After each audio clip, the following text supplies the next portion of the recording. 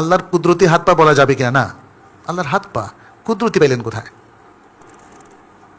মানে কুদরতি বলার অর্থ হচ্ছে তাবিল করা।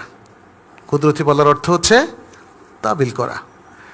কুদরতি শব্দের আসল অর্থ হচ্ছে শক্ত সামর্থ্য। তো আল্লাহর হাত পা তো শক্ত সামর্থ্যই, কিন্তু কুদরতি বলে সে আসলে বোঝাতে চাচ্ছে আল্লাহর হাকিকি হাত পা নেই।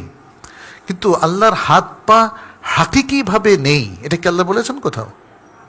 তাইলে বান্দা কিভাবে এটা বের করলো? তার মনে হয়েছে। আল্লাহু আকবার।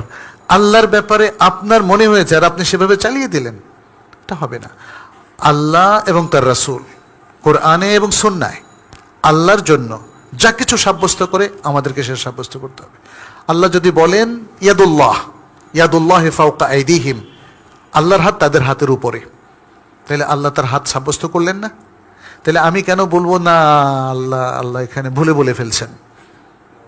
হ্যাঁ, অথবা আল্লাহ এটা মিন করেন নাই। আল্লাহ কি আপনাকে কানে কানে বলছেন যে আল্লাহ এখানে হাকিকি অর্থ মিন করেন নাই?